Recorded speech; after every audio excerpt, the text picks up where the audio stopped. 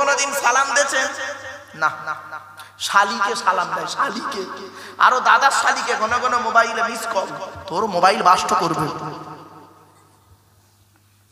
2 number বলা হয়েছে, এই স্বামীরা তোমরা তোমাদের স্ত্রীদেরকে এই শিক্ষা দান করবে, তারা যেন কোনোদিন কাবা শরীফের দিকে মুখ করে কোনোদিন থুতু যেন না ফেলে।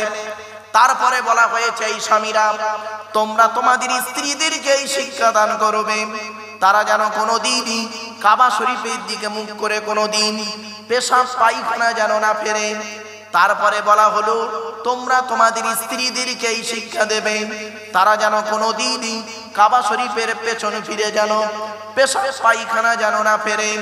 তারপরে বলা হলো, তোমরা তোমাদের স্ত্রীদেরকে এই শিক্ষা দেবে, তারা যেন কোনোদিনই গোসলখানায়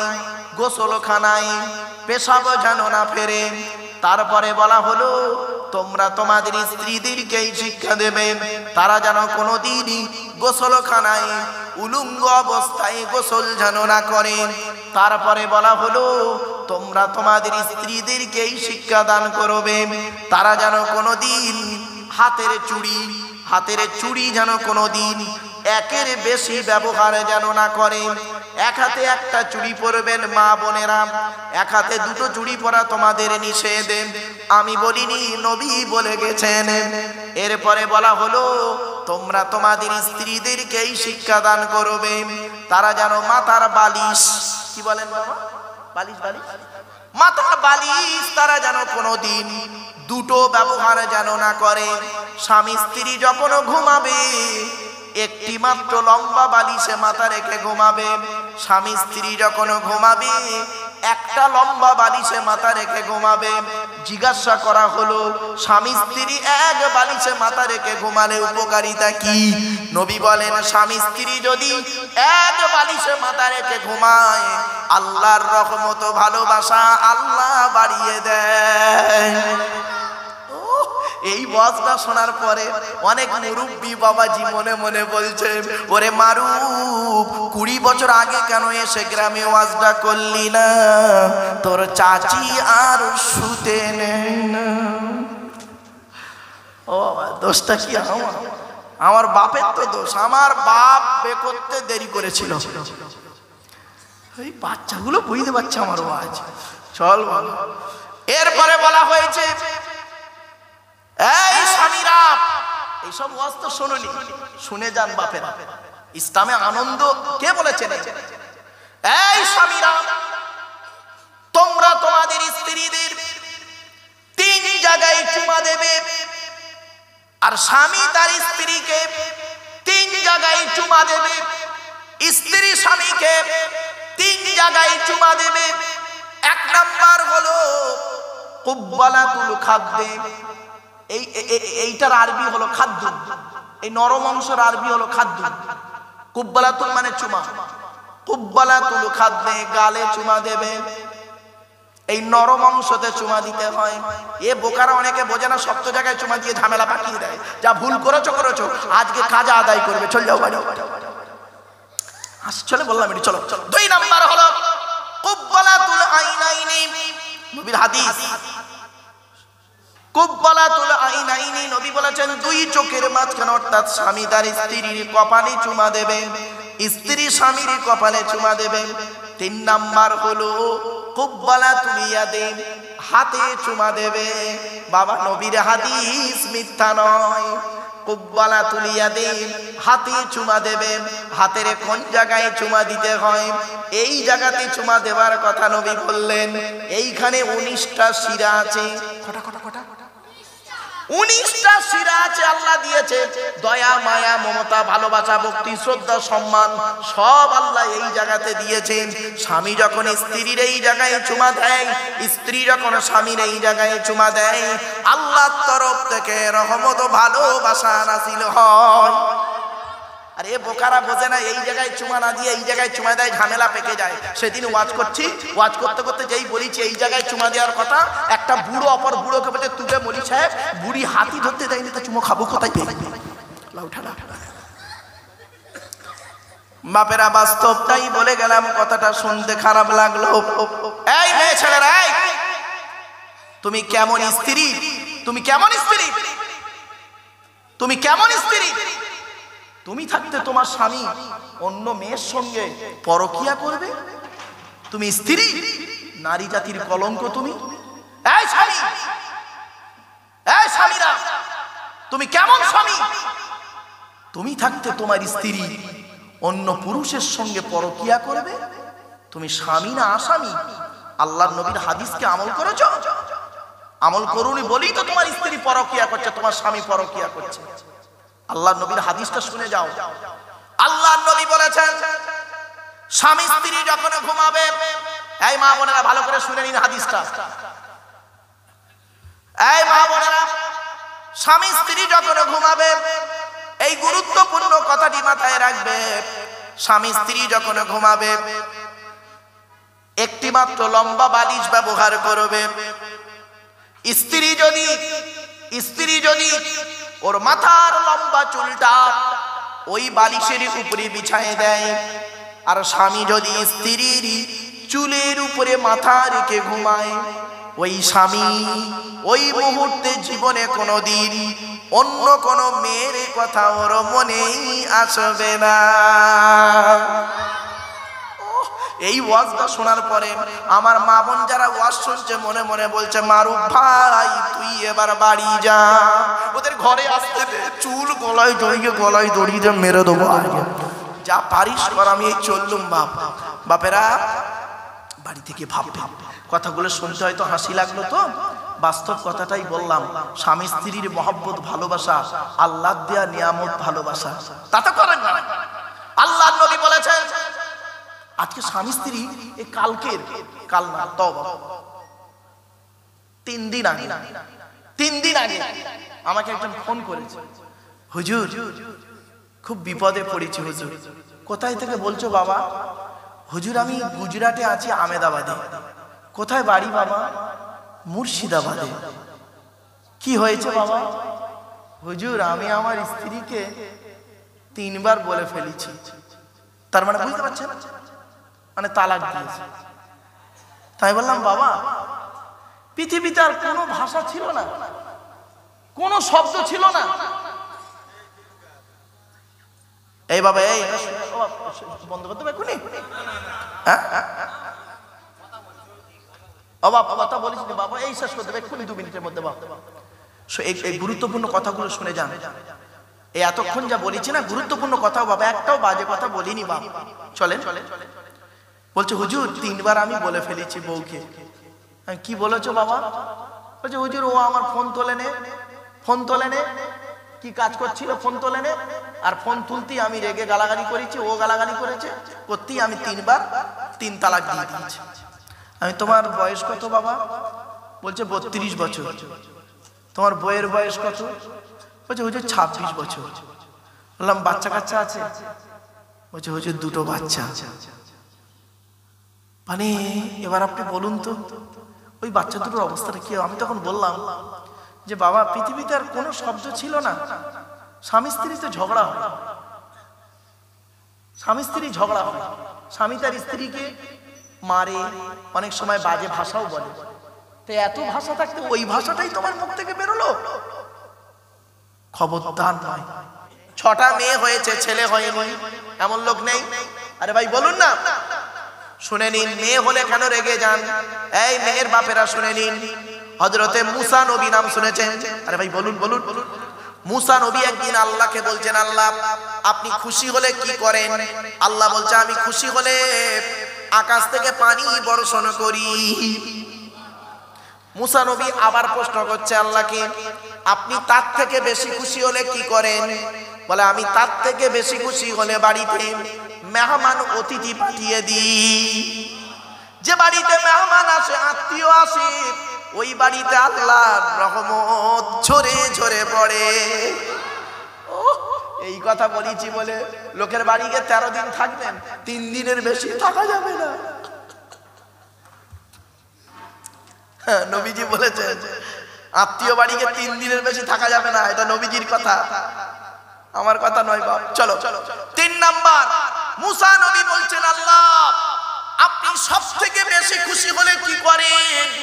আল্লাহ বলছে মুসা যখন সব থেকে বেশি খুশি হয়ে যায় বান্দার উপরে, ওই বান্দার বাড়িতে কন্যা সন্তান দান করি।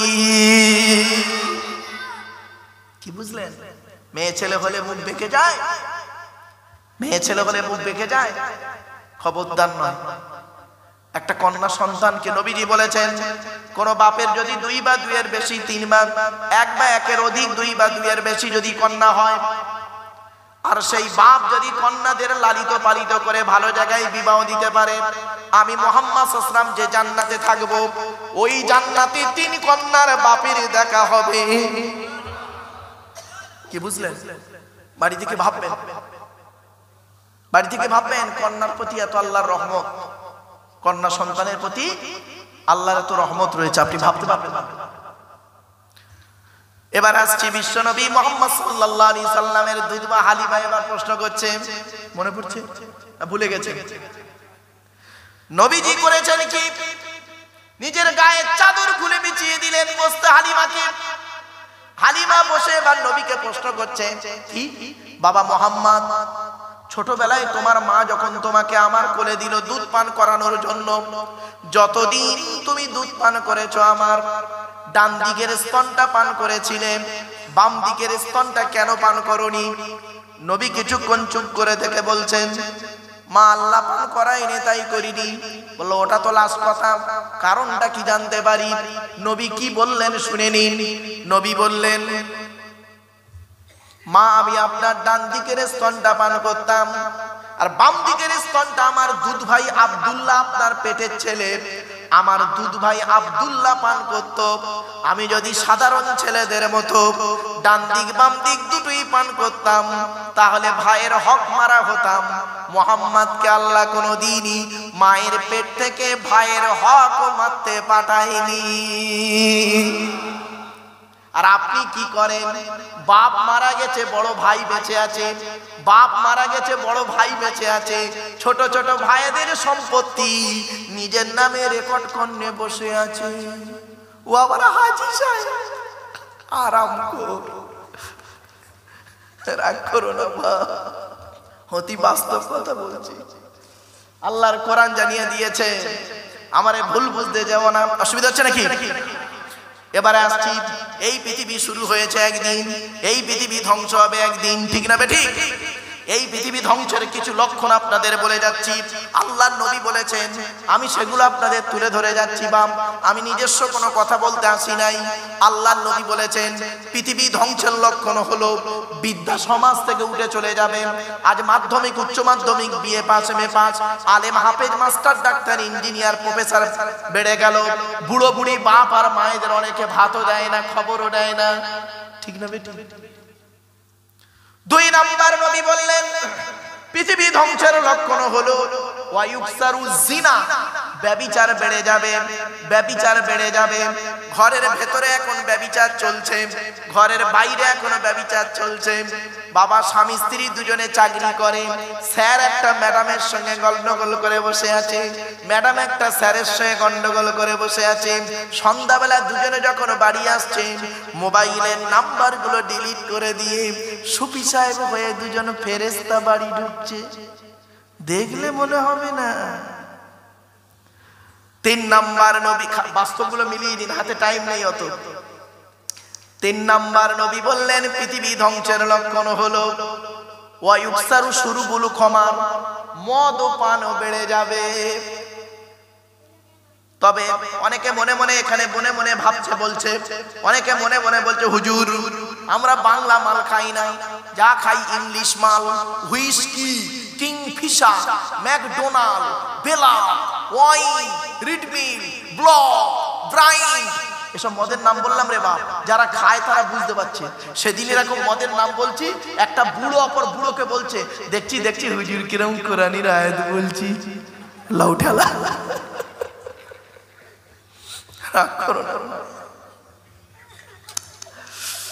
4 নাম্বার বলা হলো পৃথিবী ধ্বংসের লক্ষণ হলো,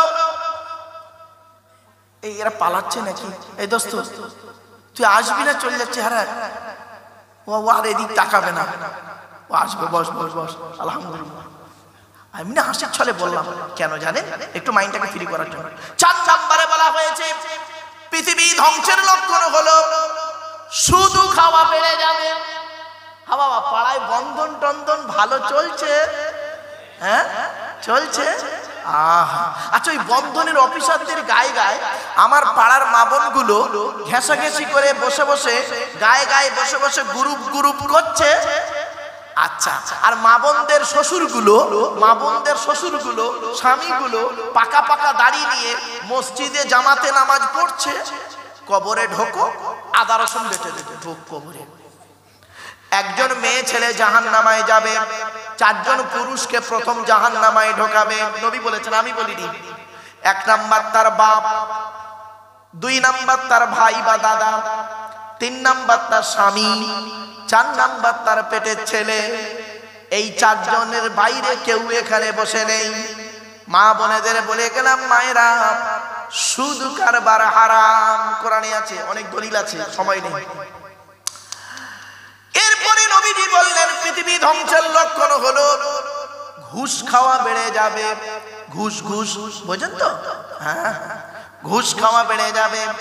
এরপরে নবীজি বললেন পৃথিবী ধ্বংসের লক্ষণ হলো জলোচ্ছ্বাস দেখা দেবে, ঘন ঘন ভূমিকম্প দেখা দেবে। পৃথিবী ধ্বংসের লক্ষণ হলো অজানা রোগের আবির্ভাব ঘটবে। পৃথিবী ধ্বংসের লক্ষণ হলো আবহাওয়ার পরিবর্তন দেখা দেবে। পৃথিবী ধ্বংসের লক্ষণ হলো পিতামাতার অবাধ্য সন্তান হবে। পৃথিবী ধ্বংসের লক্ষণ হলো অযোগ্য ব্যক্তিরা নেতৃত্ব দেবে, যার যে সম্পর্কে কোনো জ্ঞান নেই। ও বাবা, গ্রামের প্রধান নিজের নামটাও লিখতে পারে না, ও হলো গ্রামের প্রধান, ও নিজের চরিত্র খারাপ, ও লোকের ক্যারেক্টার সার্টিফিকেট দিচ্ছে। ঠিক না বেটি? ও নিজের চরিত্র খারাপ, ও লোকের ক্যারেক্টার সার্টিফিকেট দিচ্ছে। বাড়ি থেকে ভাববেন এসব আজ।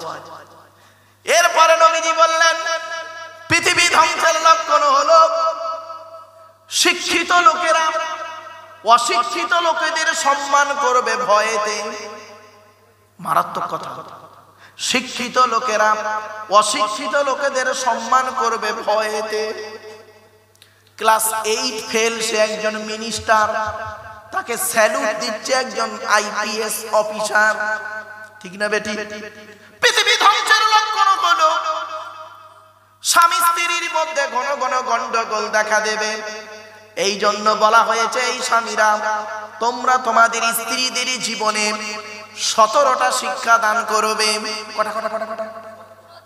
1 নাম্বার হলো আসসালামু ক্বাবলাল কালাম। স্বামী স্ত্রী যখন কথাবার্তা বলবে একে অপরকে সালাম দেওয়া নেওয়া করবে। আল্লাহর রহমত ভালোবাসা আল্লাহ বাড়িয়ে দেবে। আল্লাহর নবী বলেছেন, শুনে নিন, মুনাফিকের নিদর্শন হলো 3 থেকে 4টি। কার নিদর্শন? কথা বলেন না বাবা। মুনাফিকের নিদর্শন হলো 3 থেকে 4টি। 1 নাম্বার নবী বললেন ইজা হাদ্দাসা কাযাবা, কথায় কথায় মিথ্যা কথা বলবে, ওই লোকটা হলো মুনাফিক। সে যে কোয়ালিটি কোয়ান্টিটির মানুষ হোক না কেন, যে ব্যক্তি কথায় কথায় মিথ্যা কথা বলবে, জানবেন ব্যক্তিটি মুনাফিক। 2 নাম্বার ওয়াইদা ওয়াদা ফাখালাফা, ওয়াদা করলে খেলাফ করবে, ওই লোকটি হলো মুনাফিক। 3 নাম্বার ওয়াইদা তুমিনা ফাখানা, আমানতের খেয়ানত করবে, ওই লোকটা মুনাফিক। 4 নাম্বারটা কি জানেন? যারা তর্ক বিতর্ক করার সময় গালিগালাজ করে। অনেক মানুষ আছে দেখবেন তর্ক করতে করতে গালিগালাজ করে ফেলে। আর এই ইউটিউবের যুগ এখন, দেখবেন ইউটিউবেতে এক ব্যক্তি অপর ব্যক্তিকে যত কটু কথা বলতে পারবে, তত সাধারণ মানুষ যে বলবে তাকে নিয়ে একটু হাইলাইট করে। ঠিক না বেটি? খবরদার নয় বাপ, এটা বেশি দিনের জন্য নয়। ওই মাঠে যেতে হবে, ওই মাঠে যেতে হবে। কোন মাঠে? কোন মাঠে? কোরআন বলছে কোন মাঠে দেখুন, ইয়াউমা ইয়াজমাউকুম লিয়াউমিল জামঈ যালিকা ইয়াউমুত তাগাবুন। 28 নম্বর পারা 16 নম্বর পৃষ্ঠার 1ম নাম্বার লাইন, সূরার নাম সূরা তাগাবুন, আল কোরআন। আল্লাহ বলছে ওই মাঠটাই দেখা হবে তোমাদের, জমা করব, যে মাঠে হার জিতের মাঠ, যে মাঠে বাপ তার ছেলের হবে না, স্বামী তার স্ত্রীর হবে না, স্ত্রী তার স্বামীর উপকার করতে পারবে না, ভাই তার ভাইয়ের উপকার করতে পারবে না, ওই মাঠে দেখা হবে। এই মাঠে অনেকে লাঠির বল, পাটির বল, গায়ের জোর, পপুলারিটি যার যত আছে সে তত সেইভাবে কথা বলছে, কিন্তু মনে রাখবেন এসব বেশি দিন টিকবে না। ওই মাঠে গেলেই সব শেষ। ওই মাঠে দেখা হবে আপনাদের সঙ্গে আমার বাপেরা। ওই মাঠের কথা খেয়াল করুন, ওই মাঠের কথা খেয়াল করুন। কোন মাঠের কথা? কোরআন বলছে, ইয়া আইয়ুহান নাসু তাকু রাব্বাকুম ওয়াখশাউ ইয়াওমান লা ইয়াজজি ওয়ালিদুন আন ওয়ালাদিহি ওয়ালা মাউলুদুন হুয়া জাযিন আন ওয়ালিদিহি শাইয়্যা। পবিত্র কোরআন 21 নম্বর পারা 13 নম্বর পৃষ্ঠা 11 নম্বর লাইন, সূরার নাম সূরা লোকমান আল কোরআন। আল্লাহ বলছেন, হে মানব জাতি, সেই দিনের ভয় করো, সেই মাঠের ভয় করো, সেই দিনের ভয় করো, আল্লাহকে ভয় করো।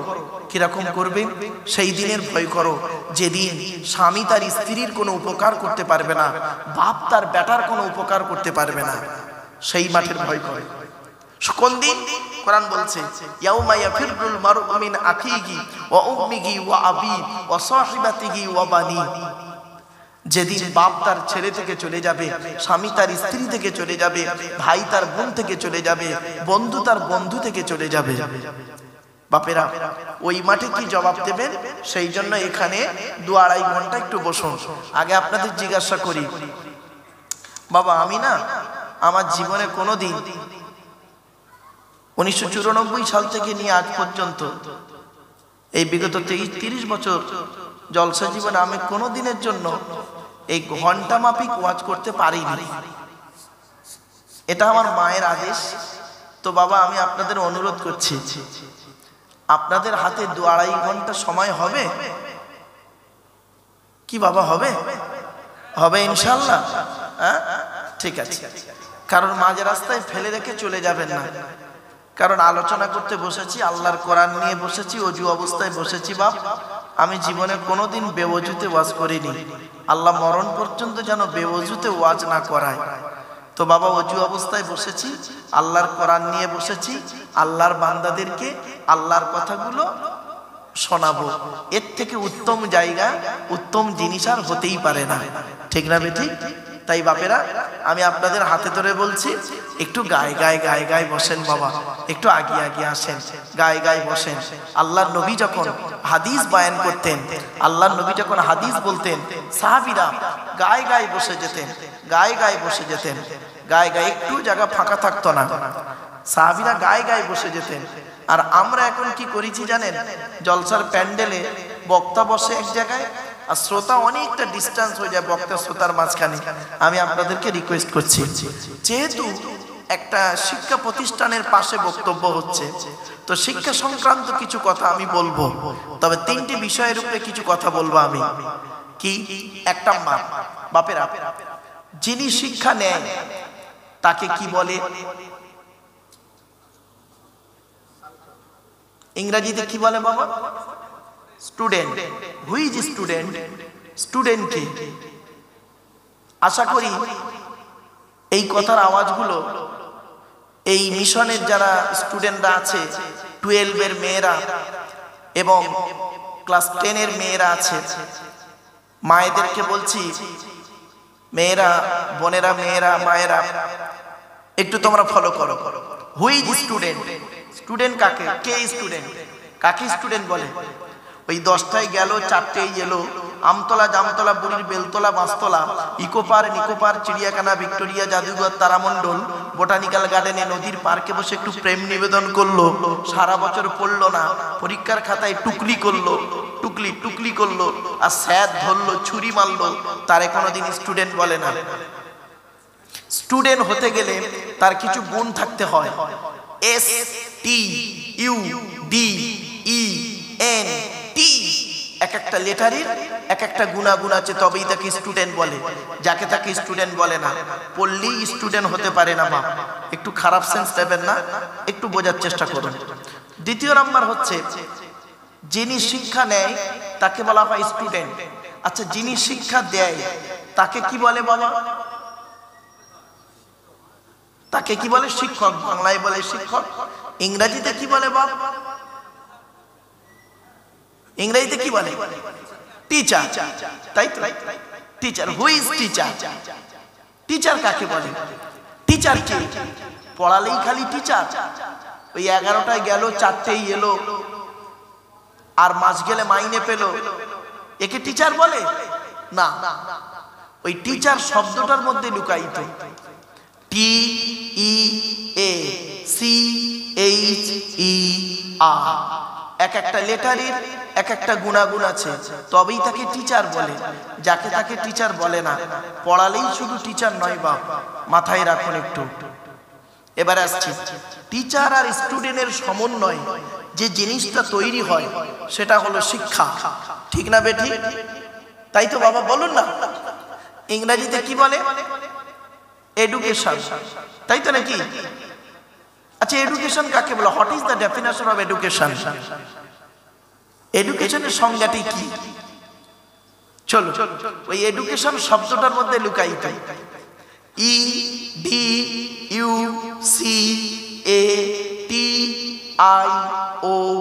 EDUCATION। এক একটা লেটারের এক একটা গুণাগুণ আছে। এডুকেশন যাকে তাকে, শিক্ষা যাকে তাকে বলে না। মনে রাখবেন, মাইকের সামনে এসে কিছু বলে দেওয়ার নাম বক্তা নয়। মাইকের সামনে এসে কিছু বলার নাম বক্তা নয়। মনে রাখবেন, 3টে জিনিস কোনোদিন ব্যাকে আসে না। কয়টা কয়টা বাপ? 3টে জিনিস কোনোদিন ব্যাকে আসে না। 1 নাম্বার, ধনুক থেকে তীরটা বের হয়ে গেলে ওই তীরটার কোনোদিন ব্যাকে আসে না। 2 নাম্বার, দেহ থেকে আত্মাটা বের হয়ে গেলে ওটা আর পৃথিবীতে রিটার্ন দেওয়া হয় না। 3 number, it is very very important, কি জবান থেকে কথা বের হয়ে গেলে ওটা আর কোনোদিন ব্যাকে আসে না। এজন্য 1 ঘন্টা লেকচার দিতে গেলে 1 ঘন্টা লেকচার দিতে গেলে 3 ঘন্টা স্টাডি করতে হবে। 1 ঘন্টা ওয়াজ করতে গেলে 3 ঘন্টা বই পড়তে হবে। ভাব, বিএড এর স্টুডেন্ট পড়াতে গেলে বোঝা যায় লেকচার মেথড বলে একটা বিষয় আছে। খুব অনুরোধ করে বলছি বাপেরা, গুরুত্বপূর্ণ আলোচনা, আপনাদের অনুরোধ করছি আপনারা মনোযোগ সহকারে একটু শোনার চেষ্টা করুন। আমার একটা কথা যদি আপনারা বুঝতে পারেন তাহলে আমার বক্তব্য বুঝতে পারবেন। আর যদি এই কথা, একটা কথা আমি বলবো এক্ষুনি, একটা কথা আমি বলবো, এই কথাটা যদি বুঝতে পারেন প্রত্যেকেই, তাহলে আমার বক্তব্য বুঝতে পারবেন। আর যদি এই কথাটি বুঝতে না পারে তাহলে আমার বক্তব্য আপনারা বুঝতে পারবেন না। কথাটা কি ভালো করে শুনে নিন। কথা যখন ভেতরে থাকে, কথা তখন আমার গোলাম। কথা যখন বের হয়ে যায়, আমি তখন কথার গোলাম। বোঝাতে পারলাম? চলুন একটু ভেঙে বলি।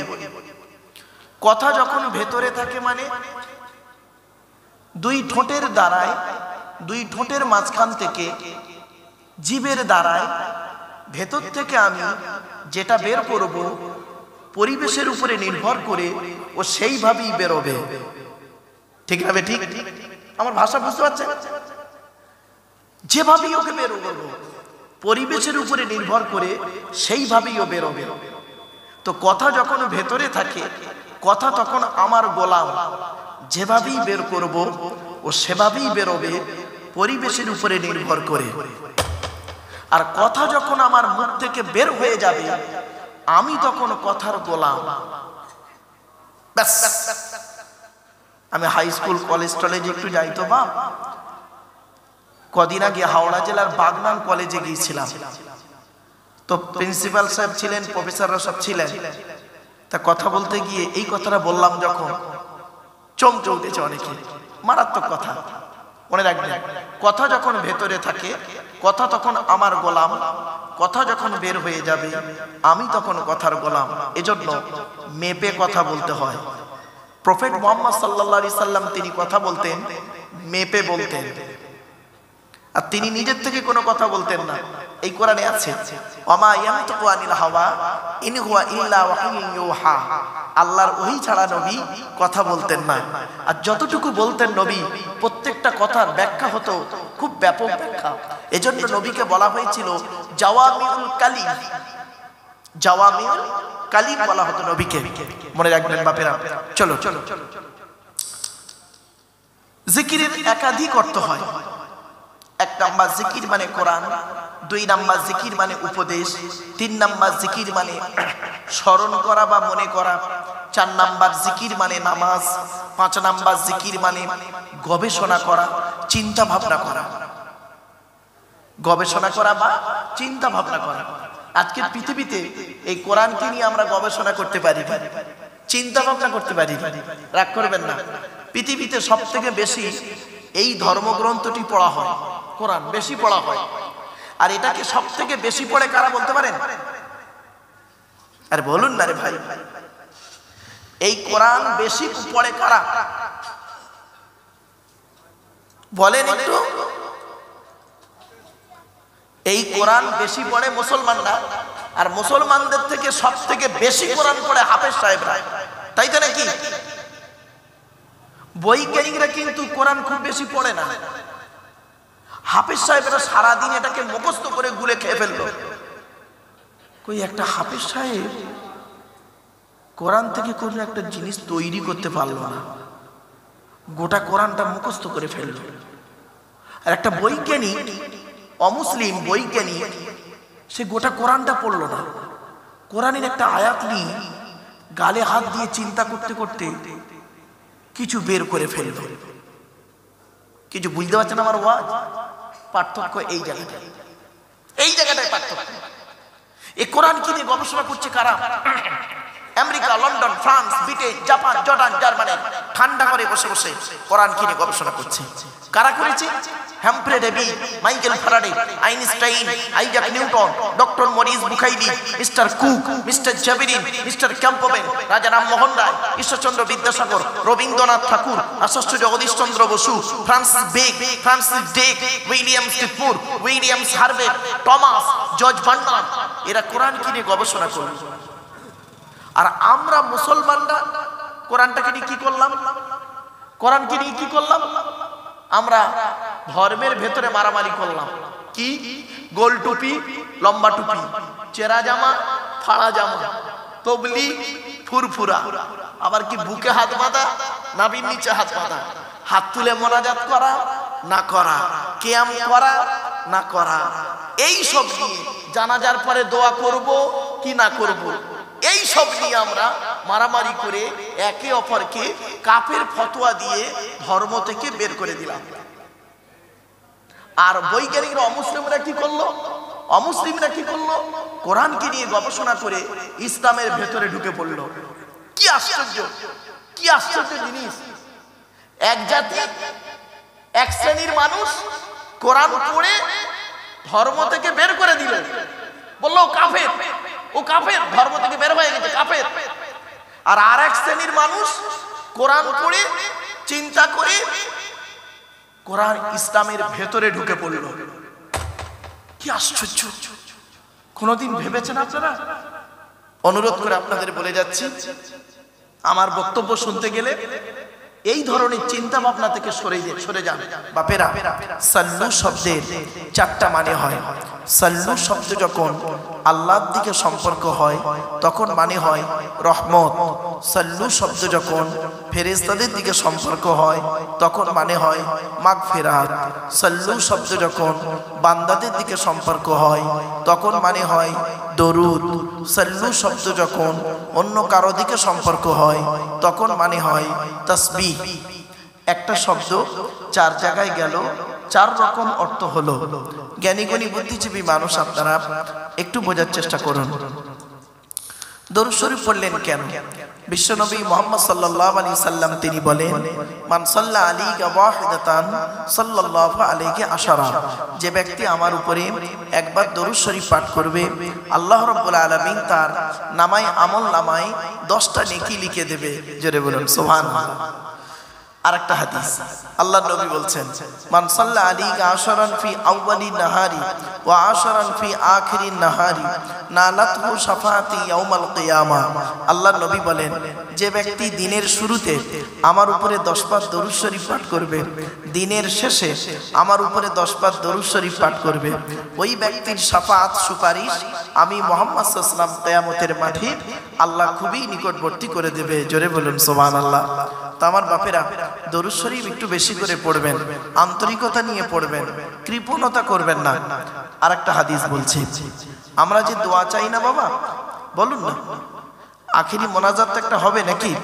হ্যাঁ, এই যে দোয়াটা আল্লাহর দরবারে কবুল হবে বুঝবেন কি করে? শুনে নিন। আল্লাহর নবী বলছেন, তোমরা যে দোয়া চাও, ইন্নাদ দুআ মাওকুফুম বাইনাস সামাই ওয়াল আরদি লা ইয়াসআদু মিনহু শাইউন হাত্তা তুসাল্লি আলা নবিকা। আল্লাহর নবী বলেন, তোমরা যে দোয়া চাও, ওই দোয়াটা আসমান আর জমিনের মধ্যবর্তী জায়গায় অবস্থান করে। ওই দোয়াটি উপরেও নিয়ে যেতে পারে না, নিচেও নামাতেও পারে না।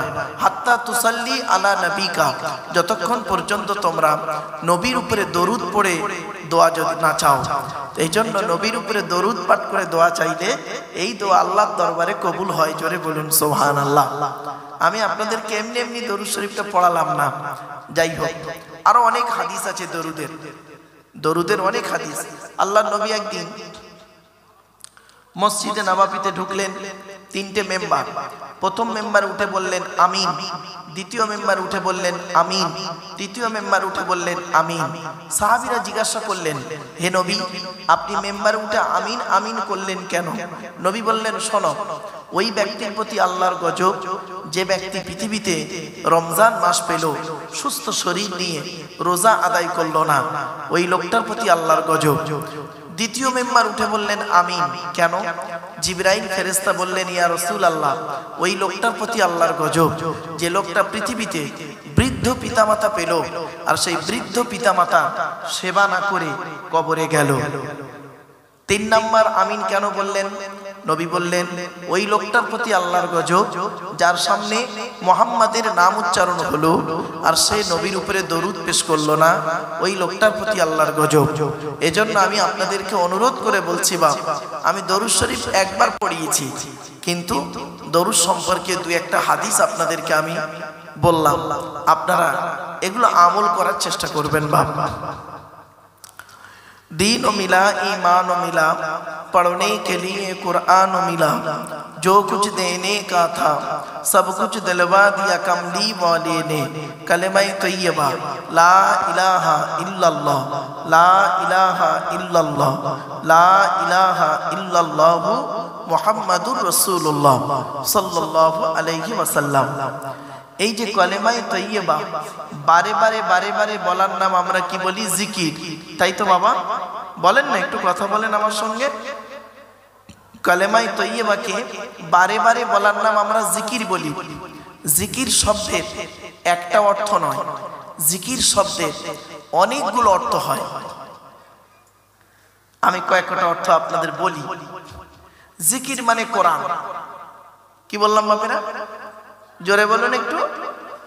জিকির মানে কোরআন। দলিল, কোরআনে আল্লাহ বলছেন, ইন্না নাহনু নাযালনা যিকরা ওয়া ইন্না লাহু লাহাফিজুন। পবিত্র কোরআন 14 নম্বর পারা 1 নম্বর পৃষ্ঠা 9 নম্বর লাইন, সূরার নাম সূরা হিজর, আয়াত নম্বর 9, রুকু নম্বর 2, আল কোরআন। আল্লাহ বলছেন, ইন্না নাহনু নাযালনা যিকরা, আমি আল্লাহ জিকির নাজিল করেছি, তার মানে আমি আল্লাহ কোরআন নাজিল করেছি।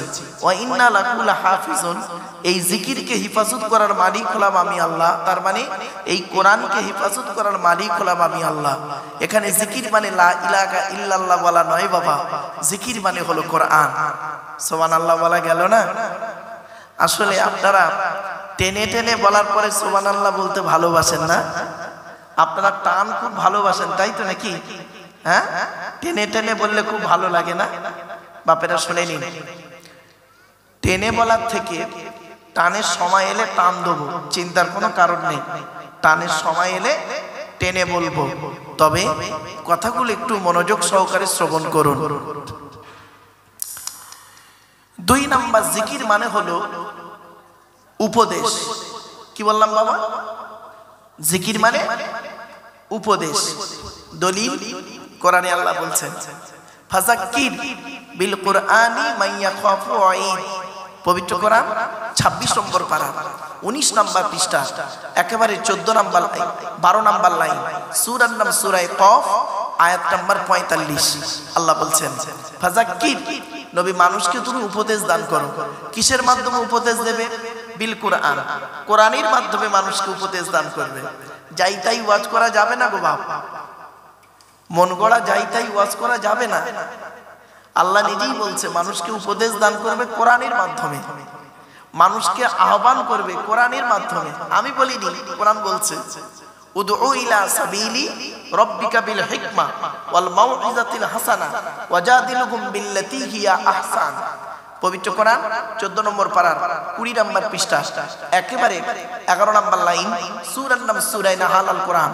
আল্লাহ বলছেন উদউ ইলা সাবিলি রাব্বিকা বিল হিকমা, তুমি মানুষদেরকে রবের পথে ডাকবে। কিভাবে? বিল হিকমা, জ্ঞান বিজ্ঞানের মাধ্যমে, যুক্তি তর্কের মাধ্যমে। উদউ ইলা সাবিলি রাব্বিকা বিল হিকমা ওয়াল মাউইজাতিল হাসানা, সুন্দর সুন্দর উপদেশ বলির মাধ্যমে মানুষদেরকে তুমি আল্লাহর পথে আহ্বান করবে। আর যখন তাদের সঙ্গে তর্ক করার দরকার হবে ওয়াজাদিলহুম বিল্লাতী হিয়া আহসান, উত্তম পন্থায় তর্ক বিতর্ক করবে। তর্ক বিতর্ক হবে, গালিগালাজ করবেন না।